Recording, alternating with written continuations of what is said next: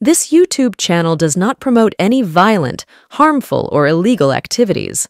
All content provided by this channel is meant for an educational purpose only.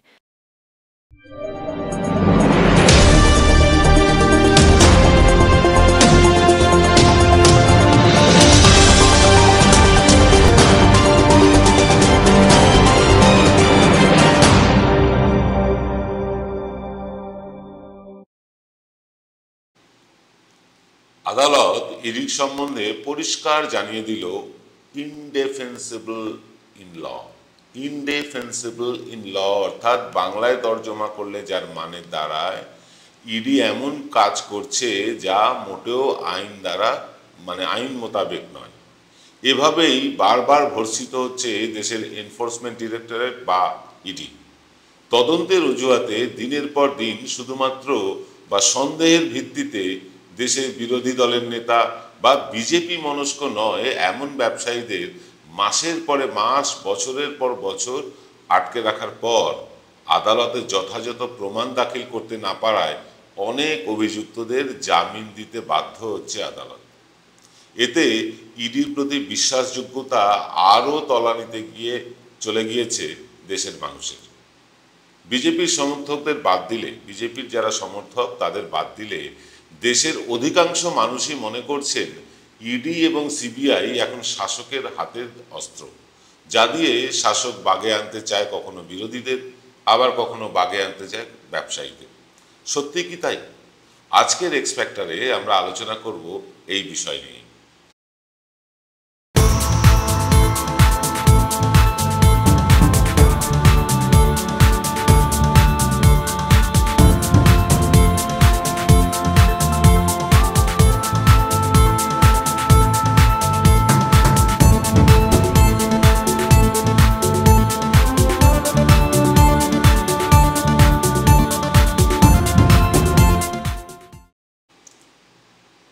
নমস্কার, আদাব। আমি আপনাদের প্রবীর বিশ্বাস। দেখতে শুরু করেছেন প্রত্যেক দিনের অভ্যাস মতো বিশ্বজোড়া বাঙালির আওয়াজ এনকে ডিজিটালের প্রভাতী অনুষ্ঠান এক্স ফ্যাক্টর।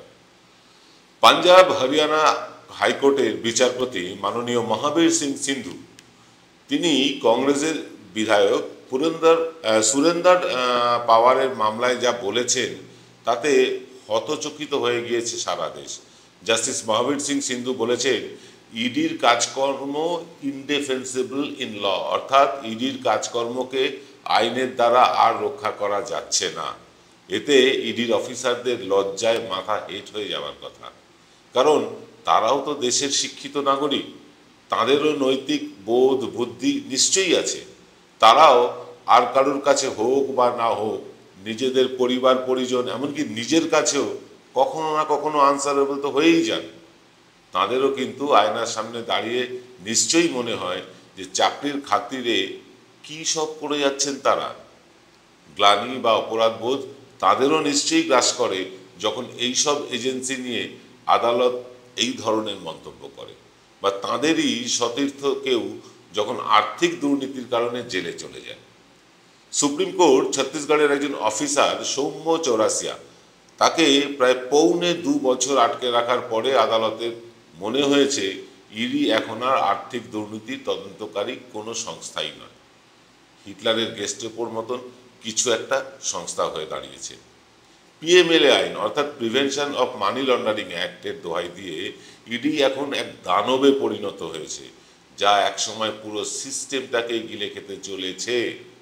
এই পিএমএলএ আইন ইডির হাতে আছে, তা দিয়ে তারা যাকে খুশি যতদিন খুশি তদন্তের জন্য আটকে রাখতেই পারে, এরকম আইন তাদের কাছে আছে। আর ইডি সিবিআই এর তদন্ত তো কতদিনে শেষ হবে, তা আদৌ শেষ হবে কি না কেউ জানে না, তারা নিজেরাও জানেন না। ফলে শুধুমাত্র অভিযোগের কারণে বহু লোক দিনের পর দিন জেল খাটছে, স্বাস্থ্যহানি, সম্মানহানি হচ্ছেন অনেকেই। প্রভাবশালী যদি ব্যক্তি হন সেই সব খবর মিডিয়ায় আসে, মিডিয়ায় দেখানো হয়, আদালত সক্রিয় হয়। তারা ইডির নিষ্ক্রিয়তার জন্য প্রমাণের অভাবে ছাড়াও পেয়ে যান। দেখলেন না কেজরিওয়াল, সঞ্জয় সিং, অনুব্রত মণ্ডল, প্রমাণই করা যাচ্ছে না তারা কোনো অপরাধ করেছেন, অথচ দিনের পর দিন তাদের জেল খাটানো হয়ে গিয়েছে। কিন্তু এমন বহু অনামী মানুষ আছেন বহু অনামী মানুষ আছেন যারা ইডির কাছে আজও জেলবন্দি হয়ে আছেন, তাদের খবর মিডিয়ায় আসে না। ইডি যদি 100টা তদন্ত করে, গড়ে তারা মোটামুটি একটা তদন্তে সাফল্য পায়, বাকি 99টা কেস হয় ঝুলে থাকে আর না হয় ঠান্ডা ঘরে চলে যায়। এইরকম একটা ব্যর্থতার শিখরে পৌঁছে যাওয়া অপদার্থ এজেন্সিকে দুধ কলা দিয়ে পুষে না রেখে তুলে দেওয়াই কি উচিত না? আমাদের করের টাকায় বেতন নিয়ে কেউ শাসকের ডান হাত, কেউ শাসকের বাঁ হাত হয়ে কাজ করুক, সেটাই বা কতদিন মেনে নেওয়া যায়? ইডিকে কি অন্তত সংসদের কাছে জবাবদিহি করার জন্য বাধ্য করা যায় না? ইডির প্রধান সংসদে গিয়ে কোন তদন্তের গতি প্রকৃতি কি তার বিবরণ দিতে পারেন না? স্বরাষ্ট্রমন্ত্রীকেই বা কেন বাধ্য করা হয় না এ ব্যাপারে জবাবদিহি করার জন্য? যে ইডির নামে 15 বছর, ইডির নাম 15 বছর আগেও কেউ জানতেন না, সেই চারাগাছটি গত 10-11 বছরে 20 বৃক্ষ সম মহিরুহ হয়ে উঠেছে, দৈত্যাকার হয়ে গিয়েছে ইডি। পাঞ্জাব হরিয়ানা হাইকোর্টের বিচারপতি জাস্টিস সিন্ধু পরিষ্কার বলেছেন, কাউকে 14 ঘন্টা জেরা করে ইডি কোনো নায়কোচিত কাজ করে না। কংগ্রেস বিধায়ক পাওয়ারের গ্রেফতারি সম্পূর্ণ অবৈধ। আমরা আসছি এসব নিয়ে, তবে তার আগে নিয়ে নিচ্ছি ছোট্ট একটা বিরতি। জয়গুরু রত্নভান্ডার জ্যোতিষীমা, এখানে গোল্ড মেডেলিস্ট জ্যোতিষী বসেন। হাই কোয়ালিটির আসল গ্রহরত্ন সবচেয়ে কম দামে এখানে পাওয়া যায়। স্থান বেলঘড়িয়া রানীপার্ক বটতলা 2 নম্বর রেলগেটের নিকটে। 9681345722 এবং 9007778922। আচ্ছা বলুন তো, যে দেশে 8 ঘন্টায় কাজ করার জন্য অনুমতি দেয়, অনুমোদিত সময় 8 ঘন্টা, সেখানে কাউকে কিভাবে 10, 12 এমনকি 14-15 ঘন্টা ধরে লাগাতার জেরা করা যায়? এটা কি মানবাধিকার লঙ্ঘন নয়? কি বলেন মানবাধিকার কর্মীরা? 4, 5 এমনকি 15-20 জনের অফিসার পালা করে একজন মানুষকে জেরা করবার নামে আটক করে রাখছে। একই প্রশ্ন ইডির অফিসাররা বারবার করে যাচ্ছে।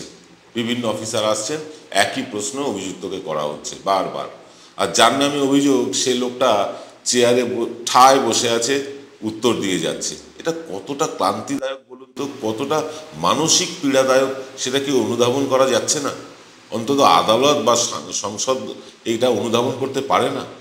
জেরা করার একটা নির্দিষ্ট সময়সীমা কি সব ক্ষেত্রেই বেঁধে দেওয়া উচিত না?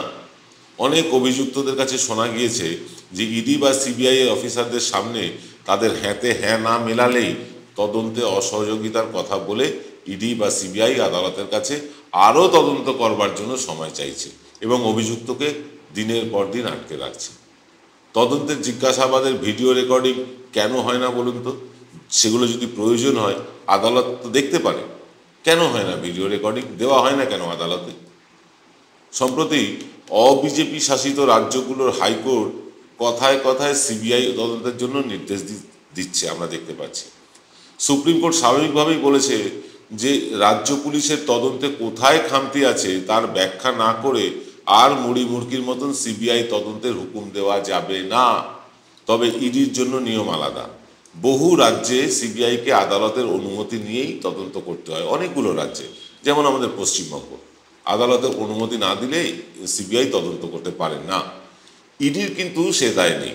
ভারতের যে কোনো প্রান্তে গিয়ে যে কোনো ব্যক্তির অভিযোগের ভিত্তিতে যে কোনো লোককে ডেকে পাঠিয়ে ঘন্টার পর ঘন্টা জেরা তারা করতে পারে, তদন্তের জন্য গ্রেফতার করতে পারে, যতদিন খুশি জেল খাটাতে পারে।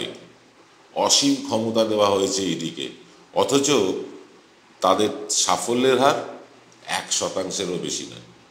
অধিকাংশ ক্ষেত্রেই শুধু হয়রানির জন্যই ইডি যে কোনো লোককে ডেকে জিজ্ঞাসাবাদ করে বলে অভিযোগ, গ্রেফতার করে বলে অভিযোগ, তারপর তার বিরুদ্ধে উপযুক্ত প্রমাণ জোগাড় করতে পারে না তারা। ফলে আদালতে সেই লোক অনায়াসে জামিন পেয়ে যাচ্ছে, আর ইডির তদন্ত চলতেই থাকছে, চলতেই থাকছে, চলতেই থাকছে। আচ্ছা, আপনার কি মনে হয় না এবার ইডিকে লাগাম পড়ানোর মতন সময় হয়ে গিয়েছে? এই অসীম ক্ষমতা, যাকে খুশি যতদিন খুশি আটকে রাখার ক্ষমতা, এখানটায় একটু ছেদ পড়ার দরকার আছে। শুধু অভিযোগের ভিত্তিতে কোনো কিছু প্রমাণ না করে একটা লোককে কতদিন আটকে রাখা যায় এর কোনো নির্দিষ্ট সময়সীমা করা উচিত না? নির্দিষ্ট সময়সীমা থাকা উচিত না জেরা করার ক্ষেত্রে? কি মনে হয় আপনার? কমেন্ট করে জানান আমাদের, আমরা আপনার কমেন্টের অপেক্ষা করছি। আজ এই পর্যন্ত, দেখা হবে আজ রাত্রিবেলা 8টার সময় আরও একটি এক্স ফ্যাক্টর নিয়ে আসবো আপনাদের জন্য। সকলে ভালো থাকবেন, নমস্কার।